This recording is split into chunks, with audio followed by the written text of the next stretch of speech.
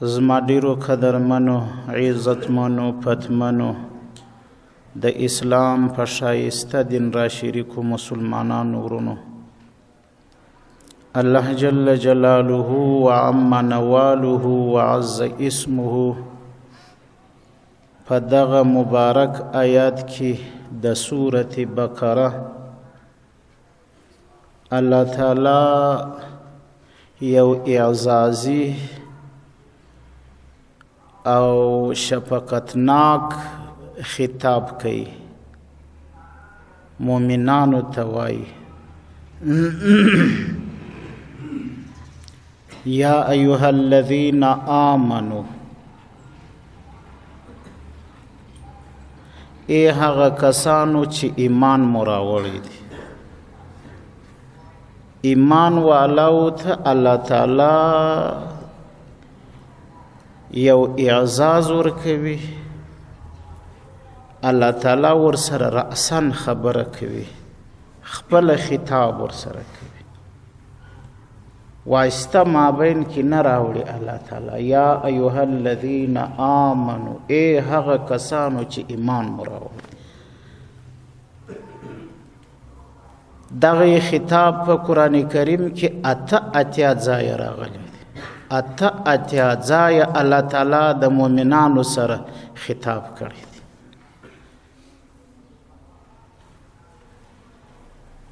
په تورات کې چې د الله تعالی د طرف نازل شده کتابو، الله تعالی نازل کړی کتابو، بنی اسرائیل ته یو واری الله تعالی داسې خطاب کړی دی. په ټول تورات کې یو واری بنی اسرائیل دونه خوشاله سوه، د ډیرې خوشحالۍ سره دا دعوه وکړه ولنحن ابناء الله و احباؤه، والموږ د الله زامن او د الله تعالی محبوبان. په یو وار خطاب باندې دونه جګ سوه هغه خلک، دا دعوه یې شروع کړه. الله پاک هغه ذات دی لم یلد ولم یولد، نه الله د چا نه زیږېدلی دی، نه الله څوک زیږولی دی. الله پاک واحد لا شریک ذات دی، نه ورلره مثل سته، نه ورلره مثال سته، نه ورلره نظیر سته، نه پر الله څوک زورور سته، نه الله واده کړی دی، نه د الله د شان سره واده شای. الله پاک هغه قادر مطلق ذات دی. هغه غریبانان په داسې اعزازی خطاب باندې خطا سوه. مومنانو ته الله تعالی یو اعزازی خطاب په قرآن کریم کې یا ایها الذین آمنو اتیا واره داسې اعزازی خطاب کړی دی. خو مومنان ګوره چې په پوهېږي، غریبانان که نه په پوهېږي چې څومره عزت الله راکړي. فقط مختصر د مثال په طور باندې یو ټکی راوړم چې زموږ ستاسو ذهن کې دا مسله راځي. ستاسو کور ته که چیرې د دنیا یو باچا راشي، د دنیا یو باچا ستاسو کور ته راشي، ستا دروازه در وټکوي او ته ورته راوځې، ته خپله ستا سره خبرې شروع کړي. په کلي کې به مازدیګر څه وایې ته چې سهار پلان باچا زما کره راغلی، زما د کور دروازه یې راوټکول، ما یوازې خبرې ورسره وکړې. د باچا په راتګ باندې به دا سړی دی خوشحالی، کالو ته به هم زموږ ستاسو لاس نږدې ور ونه رسېږي. د دنیا یو ټیپر باچا خبره ورسره کړې ده. د دنیا باچا څه حیثیت لري؟ غریب 5 ورځې باچا، شپږمه ورځ بیا نه، ختم. یوه ورځ مریض، بله ورځ جوړ، یوه ورځ قرنان نیولی، یا بله ورځ بیا قرنان نه. څه حیثیت لري د دنیا باچا؟ لري؟ نه. زموږ په ذهن کې خو نه لري، په ته کار نه لرم. د دنیا باچهي دا موقته ده، دا هیڅ شی نه ده. په تیر نوځي غریبانان. اوس چې مالک الملوک د تمام کائناتو باچا الله پاک د سړي سره خبره کوي، د دې به څونه اعزاز وي. هغه ذات دی چې په قدرت کې ژوند و مرګ دی، هغه ذات دی چې په قدرت کې جوړول و مریضول دی، هغه ذات دی چې په قدرت کې رڼا و تاریکه ده، هغه ذات دی چې په قدرت کې هست و نیست دی، هغه ذات دی الله پاک. دا چې د چا سره خبره وکړي څومره غټ اعزاز دی چې الله پاک یې چاته ورکړي. الله پاک دې موږ و تاسو د دغې جملې مصداق، حقیقي مصداق جوړ کړي. یا ایها الذین آمنوا، ای هغه کسانو چې ایمان مو راوړی دي. اوس چې دا لوی ذات زموږ سره خبره وکړه نو خو معلومه خبر ده چې را روان حکم هم یو غټ حکم را روان دی. څه راته وایي؟ دا لوی ذات چې خبره را سره کوي بیا به خبره وړای کښنی خبره به نه، خبره به غټه را روانه، لو خبره به را روانه کنه. هغه خبرې ته به مسلمان اوس متوجي چې زما رب ما ته څه حکم کوي، څه راته وایي. الله پاک موږ تاسو ته وایي کتب علیکم الصیام، الله تعالی وایي فرض کړه سوې ده پر تاسو باندې روژه.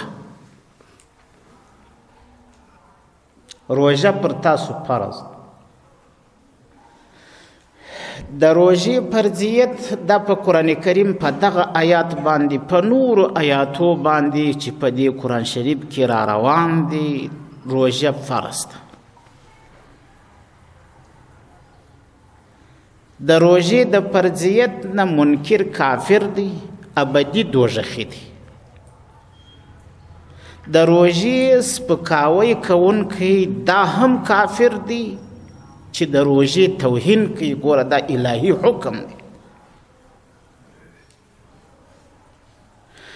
خدای نکرده که یو سړی روژه نه نیسي فرض بولي، دا سړی فاسق دی، فاجر دی، کافر نه دی. فاسق و فاجر دی، گناهگار دی، اما ولیکن کافر نه دی چې منی یې خو نیسي یې نه.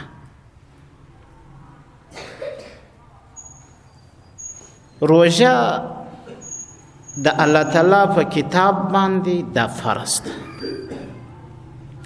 د پیغمبر علیه الصلاة والسلام په احادیثو باندې روژه فرض ده. رسول الله صلی الله علیه و آله وسلم فرمایي بني الاسلام على 5: شهادة ان لا اله الا الله وان محمد رسول الله واقام الصلاة وإيتاء الزكاة وصوم رمضان وحج البيت من استطاع الیه سبیلا. رسول الله فرمایي چې اسلام په 5 بناو باندې ولاړ دی. یو کلمه ده، کلمه طیبه لا اله الا الله محمد رسول الله. دویم اقامت الصلاة، المنځ کول منځ. دریم شی زکات ورکول دي. څلورم شی روژه نیول دي د میاشتې د روژې. په کال کې یوه میاشت روژه فرضي روژه راځي.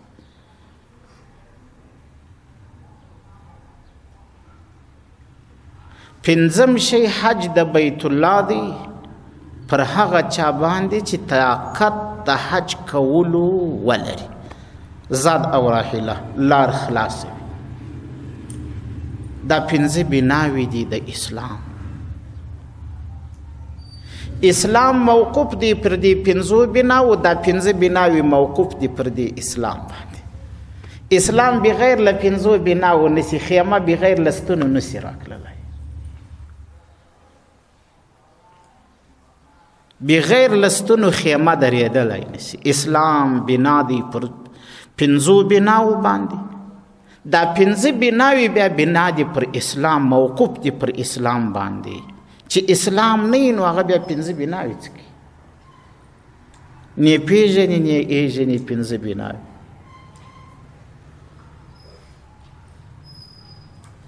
په اجماع د امت باندې د پیغمبر علیه الصلاة والسلام چې څومره ملګري و صحابه کرام، یولا قصدن بلا عذرین روژه نه ده خوړل. یوه صحابي هم په قصد بلا عذره روژه نه ده خوړل. هغه مبارک عمل دی روژه، په اتفاق په اجماع د امت باندې فرض ده. ګوري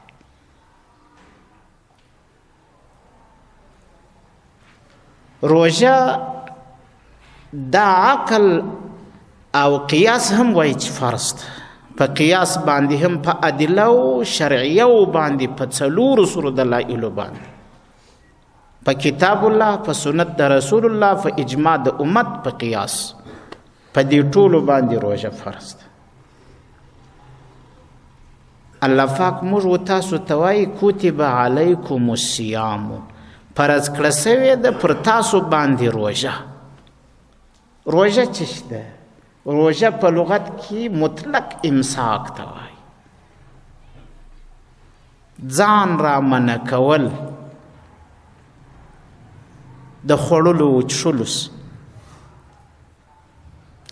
د شریعت مقدسه په اصطلاح کې روژه ویل کېږي امساک د مفطرات ثلاثون، د خوړلو څخه ځان بندول، د څښلو څخه ځان بندول، د شهوت نه ځان بندول، د جماع کولو څخه ځان بندول. دا د صبح صادق نه بیا د شپې تر راختلو پورې سره د نیت. نیت د روژې ډیر اسانه دی، کچیرې په عربي د چا نه زده کیږي. حدیث پاک کې خو راځي وبصوم غد نویت من شهر رمضان. دا نیت کول فکار دی. مختصر دوه ټکي دي. زموږ استاسو د پاره به بیا ډیر افسوس او ارمان وي په حشرګاه کې. ګوري یو سړی پردي ژبه د بل ژبه انګریزي زدای، د شپېتو کالو سړی وي، پوښتنه ځینې وکړي کمپیوټر یې زده دی، نیټ یې زده دی، غټ موبایل یې زده دی، انګریزي باندې پوهېږي. د روژې نیت وراته وښیه، دوه ټکي دي نیت یې زده وبصوم غد نویت من شهر رمضان. دا یې نه زده. تاسو د ځان سره فیصله وکړئ چې ته د دې لوی موبایل سره هلته حشرګاه ته راشي، دا دې هر څه زده، انګریزي دې پکې زده، پلان فلم دې پکې کتلی، نعوذ بالله منها، دا دې پکې کتلی، دا دې زده. هلته خو د الله تعالی په حضور کې موږ پیښیږو، هلته خو بیا پټ شی نشي سړی پټولی. مخلوق څخه خو بیا سړی پټ کړي، د خالق نه یې پټوی سي نه نشي پټولی. هر څه چې دې پکې کتلی دي هغه به راځي. او د روژې دوه ټکي نیت دې وایي راته ویې وایي، هغه دې نه زده. بیا به نو د دغه سړي تاسو فیصله په خپل ځان باندې به سړی څه فیصله کوي چې هغه دې زده وه دا دې نه وه زده، نو اوس چیرې ځې؟ جنت ته ځې؟ نو خو ټکي زده کول غواړې، نو چې جنت ته ځې نو خو کلمه شریفه به دې زده. تاسو چې پر یو بارډر باندې ورځئ، تاسو چې پر یو چیک پوسټ باندې ورځئ، هلته تاسو څه شناختي کارت غواړي یا تذکره غواړي، ستاسو څه یا پاسپورټ غواړي، مخکې در دې ورته جوړئ. او عجیب خبره دا ده چې د الله تعالی هغه چیک پوسټ ته ورځي چې د الله تعالی دی، هلته بیا شناخته کارت، بیا تذکره، بیا پاسپورټ نه در سره وړي. د مخلوق نه دونه ډار کوي، دومره وهم کوي، دومره بیریږي، د خالق نه نه بیریږي. او الله موږ ته حکم کوي چې د مخلوق نه مه بیریږي، زما زه وبیریږي. مخلوق څه کوي؟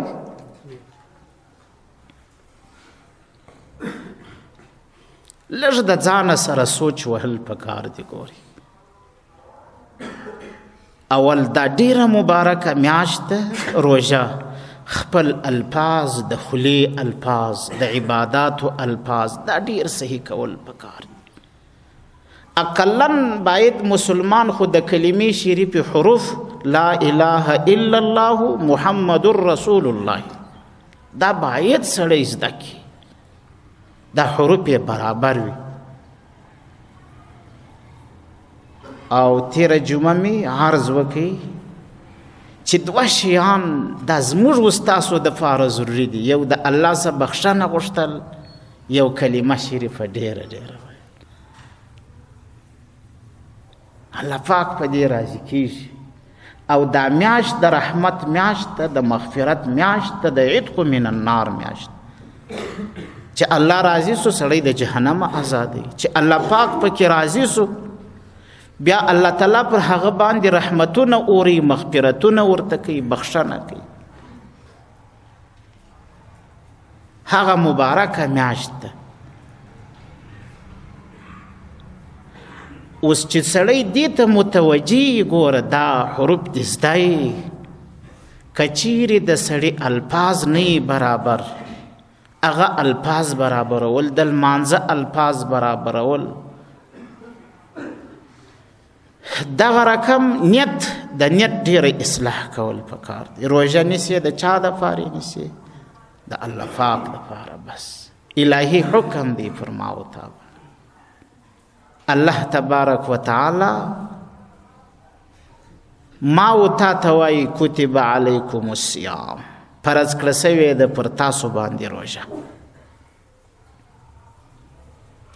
روژه مبارکه خو پر موږ فرض و نیولې همداسې دي چې روژه به د هرې ګناه نه خالي کله ناکله سړی په دې باندې وهم ورته پیدا سي خوف پیدا سي بیره پیدا سي چې الله تبارک وتعالی زه د خوړلو څخه بند کم الله د څښلو څخه بند کم الله تعالی د جما کولو نه بند کم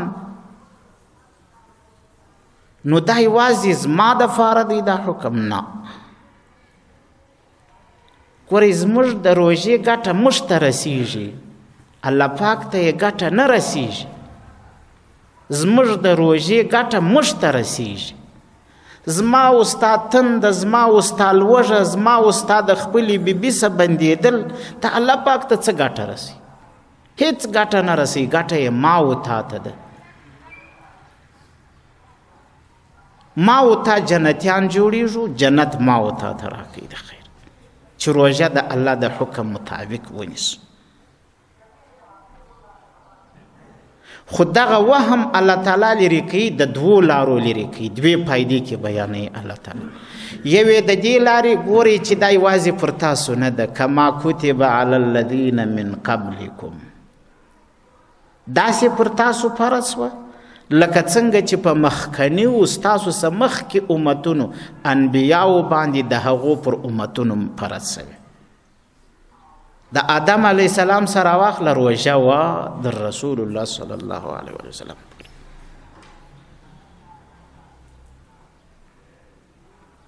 د حضرت رسول الله پورې روژه را روانه ده ګوري په تمامو انبیاو باندې وه روژه وه د روژې فرضیت هو په شمار و کیفیت و په عدد کې اختلاف و د چا دا څو ورځې وې د چا دا څو ورځې وې د چا دا څونه و د چا دا څونه و په دې امت مسلمه باندې د رسول الله صلی الله علیه وسلم په امت باندې الله تعالی 10 ورځې یوه میاشت روژه 29 یا 10 فرض کړه دویم ټکی الله پاک پکې بیانوي چې ستاسو څخه مخکې کم شی چې عام سي هغه اسانه سي یوازې پر یوه چا نه بیا اساني راځي دویمه فایده الله تعالی وایي لعلکم تتقون شایي چې تاسو په دې کې پرهیزګاران جوړ سي تقوا وکړي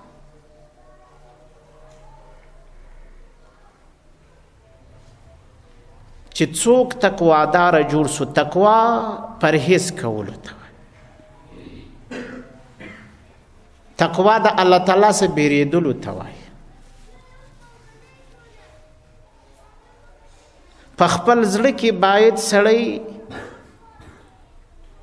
دا متصور کې چې زه کامرې ته ولاړ سم هلته یخې اوبه پرتې دي دروازه په ځان پسې وتړم هېڅوک نه دی راخبر اوبه وچښم هېڅوک نه راخبرېږي خو یو الله په ما خبر دی نو ځکه د الله د بیرې څه دا اوبه نه څښي روژه یې نیولې ده دغه ته تقوا وایي دا د الله څه بیره د تقوا کې دوه شیان دي هم به روژه نیسي هم به د ګناه څخه ځان ساتي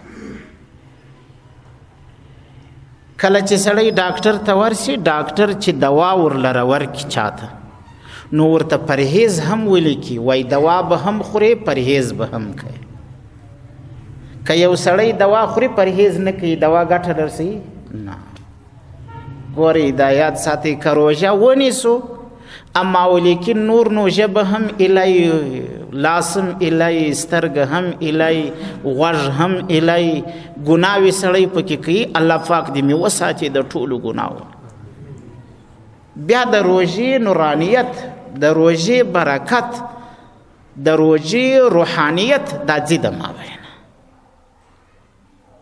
چندانې ګټه نه رسي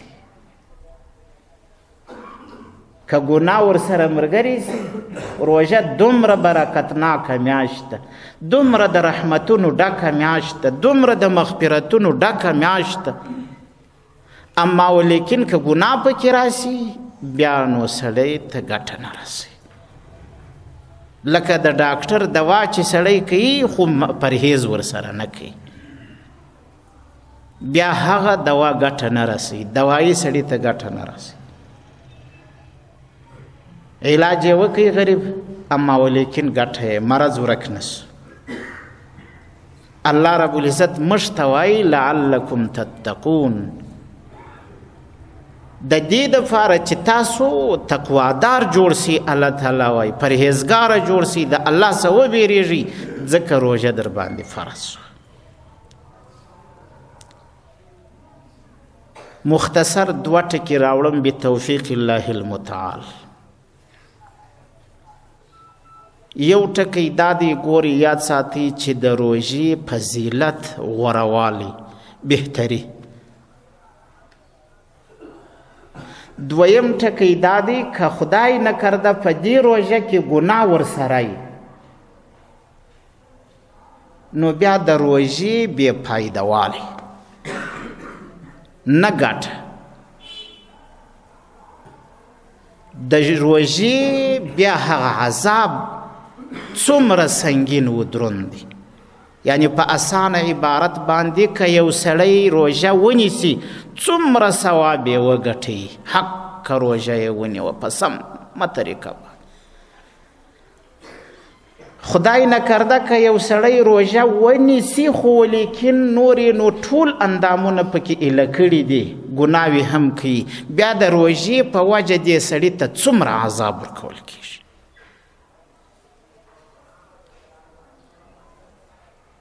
ګورئ دا فرق دی وخت مکان ځای او زمانه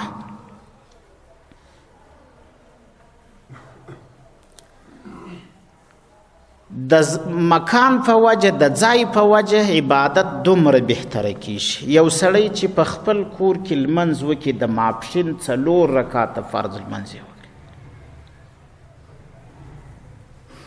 دا سړی دی 4 رکعاته لمنځ یې کړی دی فرض لمنځ په خپل کور کې وکړي یو سړی دی داغه 4 رکعاته د ماپښین لمنځ یې په مسجد کې په جماعت باندې وکړي په جمع باندې وکړي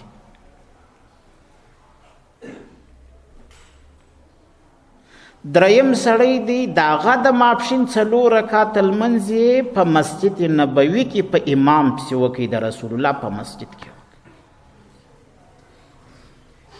څلرم سړی دی داغه د 4 رکعاتې لمنځ د ماپښین هغه ورځ ده هغه د ماپښین لمنځ دی خو په مسجد حرام کې په بیت الله کې وکړي په مکه مکرمه کې دا چې کم سړي په کور کې وکړي د دا 4 رکعاتي لمونځ یو لمونځ په یو لمونځ دی یا یو په لسه دی. هغه سړی چې راغلی په مسجد کې په جمعت باندې لمونځ وکړي دا هغه د ماپښین 4 رکعاته لمونځ دی دا یو لمونځ یې په 28 لمونځو باندې دی د یو قول مطابق یو لمونځ 28 ته ځان ورسوي هغه د ماپښین لمونځ دی هغه په کور کې کړی و دی په چا کې وکړي مسجد کې وکړي د ځای دونه بدلون دی ګوري دونه بدلېدل پکې راغلی ثواب څونه ډېر سو یو سړی د هغه 4 رکعاته د دغې ورځې لمونځ په مسجد نبوي کې کوي د یو قول مطابق یو لمونځ یې په 50,000 لمونځو دی بل سړی د دغې ورځې د ماپښین لمونځ په مسجد حرام کې کوي په مکه مکرمه کې دغه یو لمونځ یې په 100,000 لمونځو دی صفا صفا خبره به سره کوو ګورئ آل به سم سره وایي رښتیا تا ته چې یو سړی په کور کې 1 روپۍ درکوي په مسجد کې 28 چیرې پاتې کېږي ته راته وایه مسجد کې که کور زه خو به م پیدا نه کړم چې چیرې یاست ګر سره که نه بیا به وختي لا مسجد ته را سره رسېدلي یاست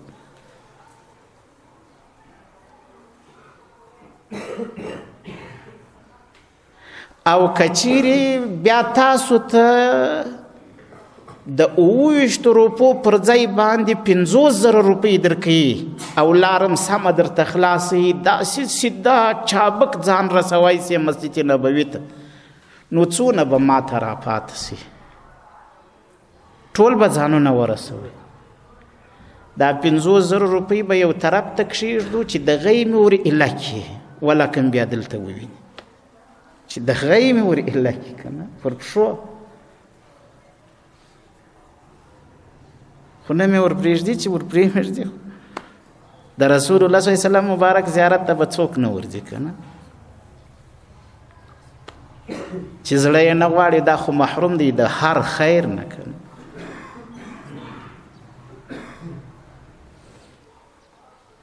او که چیرې یو سړي ته د 50,000 پر ځای باندې 1,00,000 روپۍ میلاویږي بیا به پاتې سي بیا خو به مسجد حرم ته ځان رسي نو لمنځو کې دومره د مکان په وجه باندې دومره بدلون راځي د ځای په وجه دونه بدلون یو ثواب پر بل دونه غټي شي دغه رقم د زمان په وجه باندې د وخت په وجه باندې هم په عبادت کې غوروالی بهتري راځي ټول کال 11 میاشتې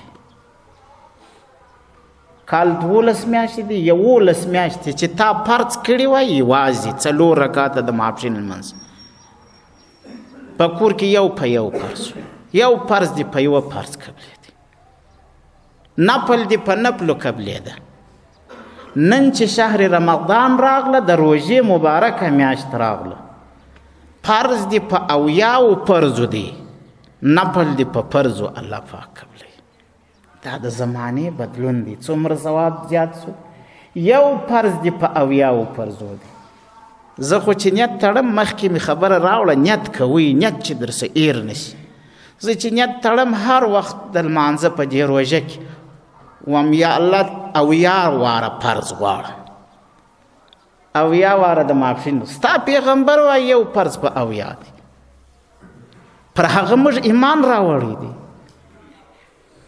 د هغه پر قول زموږ ایمان دی د هغه پر قول زموږ ټینګه بروسه او اعتماد دی کله کله د زړه دومره جذباتي سي قسم هم ورسره واخو چې په الله قسم چې رسول الله رښتیا وایي رښتیا وایي رسول الله یو فرض په 80 فرضو دی نفل دی په فرضو قبلیږي دا د وخت تقاضا سو څونه زیادت پکې راغلی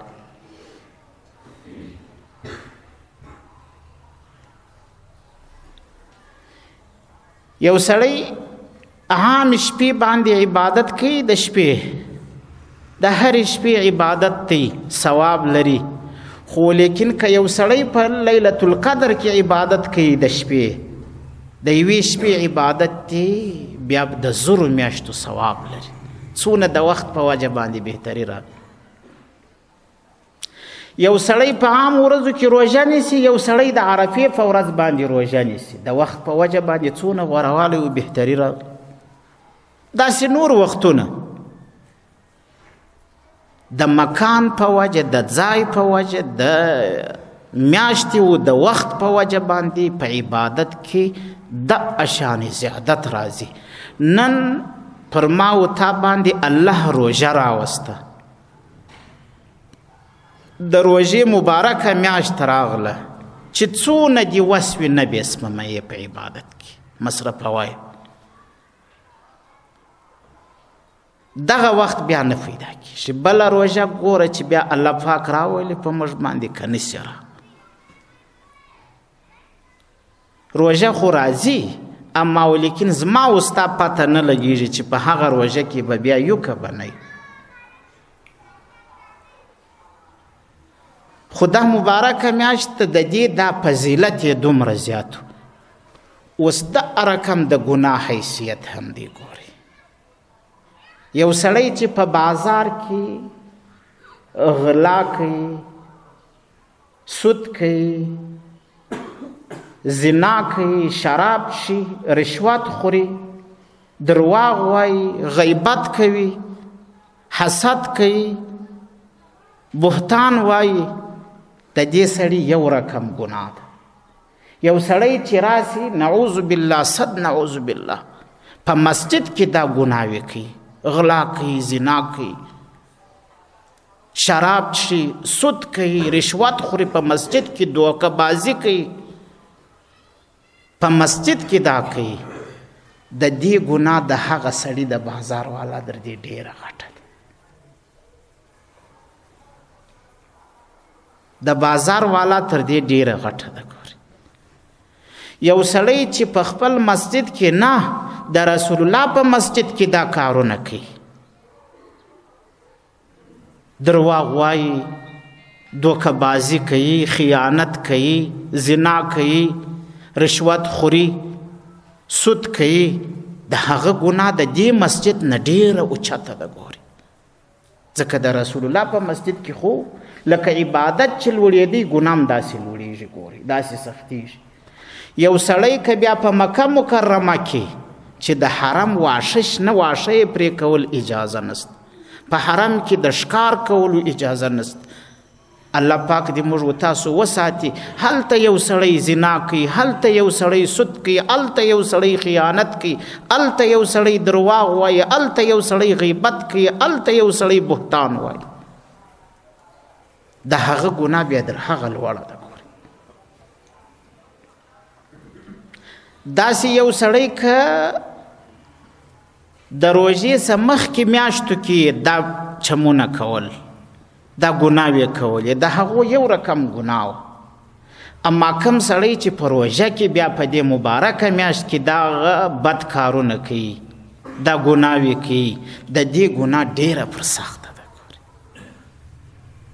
ډیره زیاته ده. که ثواب لوړېږي نو عذاب هم دومره لوړېږي ورسره. ګناه هم دومره سختېږي ورسره.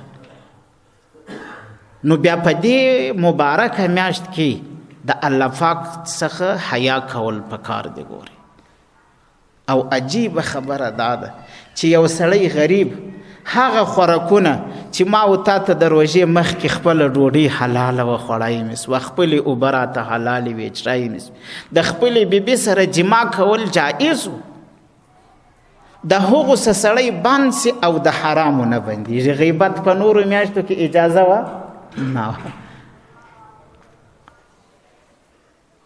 سود کول په نورو میاشتو کې اجازه وه نه وه، فلم کتل په نورو میاشتو کې اجازه وه نه وه، بیا به په روژه کې څنګه اجازه سي؟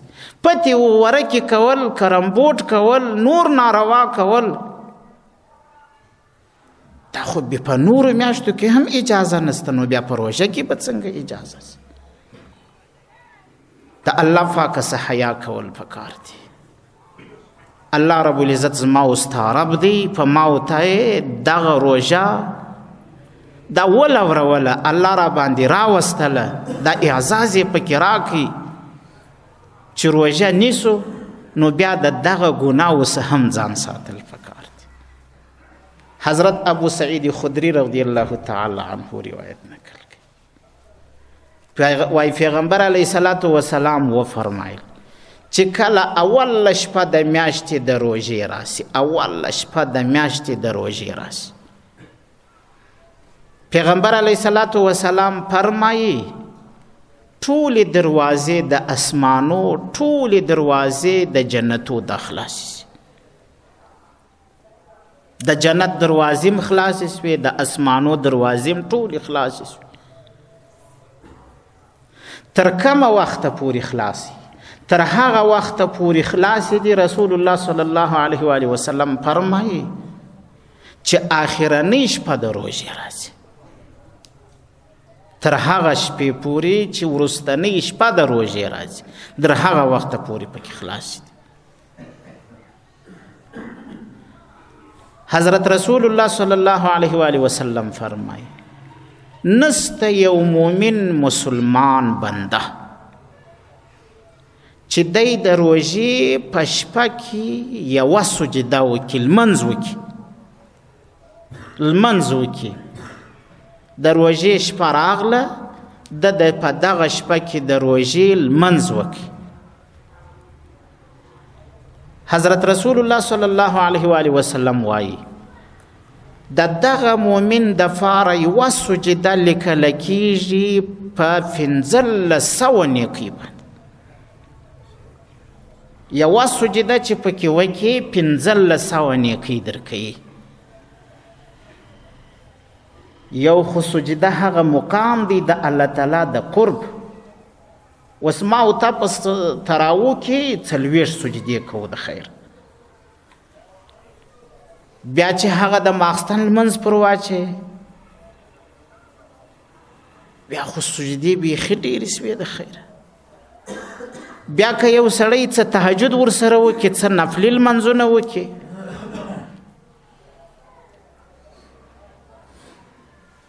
حضرت رسول الله صلی الله علیه و آله وسلم فرمایي سړی چې د ماښام د لمانځه څخه وروسته، ماښام لمونځ دې وکړي، فرض دې وکړي، 2 رکعاته نفل سنت دې وکړه، د هغه څخه وروسته دې 6 رکعاته اوابین لمونځ وکړي، 6 رکعاته اوابین. رسول الله فرمایي د 12,000 کلو ګناوې الله ورته معاف کوي. افسوس دی امت بده دی.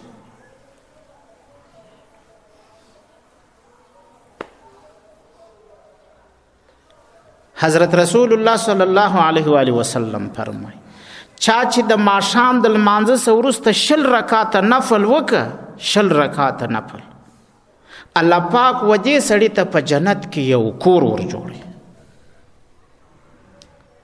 اوس چې د روژې مبارکه میاشت راغله، یوه سجده دې پیغمبر علیه الصلاة والسلام وایي په 1500 نیکۍ باندې الله کوي، 1500 نیکۍ درته لیکلی کېږي. د هرې سجدې په مقابل کې الله تعالی و دې سړي ته په جنت کې یو قصر، یو کور جوړوي. حضرت رسول الله صلی الله علیه وسلم دا کور د سرو یاقوتو څخه جوړوي ورته. د دغه کور رسول الله وایي 80,000 دروازې دي، 80,000 دروازې. نه تاسو در اوسه دی کور لیدلی دی، نه ستاسو دا تمه ده چې په دنیا کې دی کور جوړ کو چې د هغې بنګلې دي څو دروازې؟ 80,000 دروازې. ته یې دا تمه کړې ده در اوسه؟ یاره تصور خو به ملا نه یې کړی، نه مو دا سوچ وهلی دی ستاسو چې څومره غټ دا د دنیا باچهان ځانو ته وایي، او هم دا تصور در اوسه نه دی کړی، سوچ و فکر یې نه دی وهلی غریبانان. رسول الله صلی الله علیه وسلم وایي داسې کور ورته الله په جنت کې جوړوي د دغه د شپې په عبادت په وجه باندې چې هغه د سرو یاقوتو سوي 15,000 دروازې لري. پر هره دروازه چې راوځي الله تعالی ورته یوه بنګله ورکوي د سرو زرو د سرو یاقوتو جال باندې خور دی، جال باندې اوار دی، لکه دا اوس چې د بلپانو جالونه خلک اواري. داسې یو کور په جنت کې الله پاک سړي ته ورلره ورکوي. دا خو د شپې د عبادت ثواب دی چې کم سړی پکې لمنځ کوي، کم سړی سجدې پکې کوي، ذکر اذکار پکې کوي په دې مبارکه میاشت کې. حضرت رسول الله صلی الله علیه و وسلم حضرت رسول الله وایي چې کله بیا اول ورځ د روژې مبارکې راشي، دا سړی مؤمن مسلمان پکې روژه ونیسي، روژه یې ونیوه، دغه سړي ته الله تعالی مخکني د دغې ورځې څه تر هغه تېرې سوي روژې پورې ټول ګناهونه الله ور معاف کوي. زموږ محدثین حضرات وایي په عبادت چې معاف کیږي صغیره ګناه، کشنی ګناه الله معاف کوي. د الله تعالی د کریمانه دربار نه لرې نه ده. که موږ تاسو د الله سره مینه وکړو، اخلاص پکې وکړو، توبه وکاږو، الله تعالی به راته غټ ګناوې هم معاف کړي. دویم شی پیغمبر علیه صلات وسلام فرمایي چا چې یوه روژه د دغې میاشتې د روژې څخه ونیوله، د سهار د صبح صادق څخه یا د سهار د لمانځه څخه بیا د لمر لوېدو پورې الله تعالی ملایکې مقررې کړي 80,000 ملایکې دغه سړي ته د مغفرت دعاګانې کوي. زما او ستا دپاره د مغفرت دعاګانې کوي. دا هغه سمه روژه ده چې سړي ونی. حضرت رسول الله صلی الله علیه و وسلم فرمایي هر چا چې په شپه کې یا په ورځ کې په روژه کې لمنځ وکړي، سجده یې وکړه، الله تعالی د هرې سجدې په مقابل کې په جنت کې یوه درخته ورکوي چې د هغه درختې تر شاخ لاندې به یو سپور پر تیز آس باندې 500 کاله مزل وکړي، بیا به هم شاخ پای ته ونه رسي، هغه سوری به بیا هم د شاخ خلاص نشي. دومره مبارکه میاشت ده. دا یې دا د ثواب اړه خو د روژې فضائل ډیر دي را روان دي. انشاء الله العزیز مختصرا یو ټکی راوړم په دې بل طرف کې.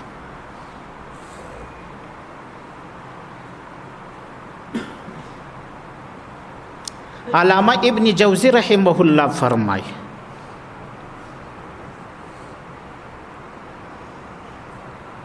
وی حضرت رسول الله صلی الله علیه و وسلم و فرمایل وی ما ته جبریل علیه السلام راغلی راته وی جبریل علیه السلام وی ما ته الله رب العزت وویل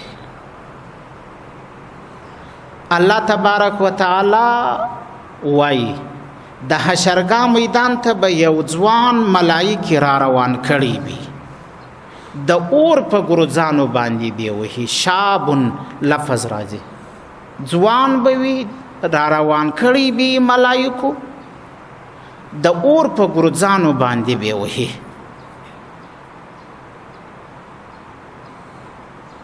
دا ځوان به را روان کړي، هغه ځوان به زر کاله دا توري وایي الامانو الامانو الامانو. د دې اور ګروزانو څخه مې خلاص که، د دې اور د ګروزانو څخه مې خلاص که، د دې اور د ګروزانو څخه مې خلاص که. پناه غواړم پناه غواړم، لا امان له، د ده دپاره به خلاصون نه وي، امان به نه وي. حضرت رسول الله صلی الله علیه و وسلم د جبریل امین نه پوښتنه کوي، ای جبریل من هذا، دا څوک دی چې په داسې سخت حالت باندې دی د اور په ګروزانو باندې وهله کېږي، د امان امان نارې وهي؟ اما ولیکن الله پاک امان نه ورکوي نه خلاصوي. زر کاله یې دا نارې وهلې. حضرت جبریل علیه السلام یو عجیب خبره کوي، شاب من امتک، دا ځوان ستا د امت دی. الله پاک دې مې وساتي. شاب من امتک، الله دې مې وساتي. په خپل حفظ کې دې مې الله وساتي. ځکه الله رحمان او رحیم زموږ رب دی که نه. الله دې موږ د داسې خلکو سره نه ګرځوي. حضرت رسول الله صلی الله علیه و آله وسلم هغه قدردان پیغمبر دی. ګوري حضرت رسول الله صلی الله علیه وسلم وای ولی الله دومره عذاب ورکړي دی ځوان ته. جبرئیل علیه السلام ورته وای دا هغه څوک چې د روژې مبارکه میاشت باندې راغله، د روژه پکې نه ونیوه، د روژې قدر یې ونه کړي، د ګناه اوسه یې ځان پکې راونه ګرځاوه. الله رب العزت حضور ته به دا کس راولي دا ځوان. الله رب العزت به هغه ملایکو ته حکم وکړي، وایي پړ مخ یې پر مځکه باندې وغورځوي، جهنم ته یې کش کړي. چا چې د روژې قدر ونه کوي عذاب یې بیا داسې دی. دومره سنګین عذاب دی. ګورې یاد ساتي. الله پاک دې مې وساتي. میاشت مبارکه میاشت ده، قدر یې کول پکار دی. دغه فضول په عباس خبرو باندې مه تېروئ. انسي شیطانان، جنی شیطانان کوڅې ولارې جنې ډکې دي. د الله په خاطر خپل نظرونه ټیټ کړي، خپلې ژبې. چې څوک در سره جګړه کوي ورته انا صائم، روژاته یې، بس څه مه وایه. د الله پاک څه وهم پکار دی. داسې نه دنیا کې هم الله را باندې تنده تېره کړي، لوږه تېره کړي، خو هغه داسې روژه هیڅ اعتبار رسول الله وایي نه لري. لکه غویی چې خوله دې وربنده کړي، خوړلو وچښلو ته یې نه پرېږدي. بس زړه دې د څه شي ډک دی که نه، خوله دې د څه شي ډکه ده، غوږونه دې سروز اوري. الله پاک دې مې وساتي. نور که چیرې سړی نسي کولی چې روژه دې ونیوه، نو د الله څخه حیا کول پکار دی. د الله ذات حاضر ناظر بلل پکار دی. چې زما خو روژه ده، نو بیا د غیبت ولی کوم؟ زما خو روژه ده، درواغ ولی وایم؟ زما خو روژه ده، بیا مسلمان ولی زوروم؟ زما خو روژه ده، بیا حرام ولی خورم؟ چې سړی نیولی په حرامو یې ماتوي په حرامو، د دې روژې به کم اثر وي. الله پاک دې مې وساتي. الله دې زموږ روژې داسې روژې کې چې الله را څخه راضي سي. الله دې زموږ ټول اندامونه د الله د حکم مطابق وچلوي، د رسول الله د طریقو مطابق دې الله وچلوي. چې څومره مسلمانان په تکلیف دي، الله دې په استراحت کې. چې څومره مسلمانان د الله د دین خدمت کوي، الله دې حافظ و ناصر و غاور سي. الله دې موږ او تاسو زموږ او تاسو مور پلار د حشرګاه میدان ته په سپین مخ کې راولي. الله تعالی دې مې د رسول الله د مبارک لاسونه د حوض کوثر وبنصیب کړي. واخر دعوانا الحمد لله رب العالمین.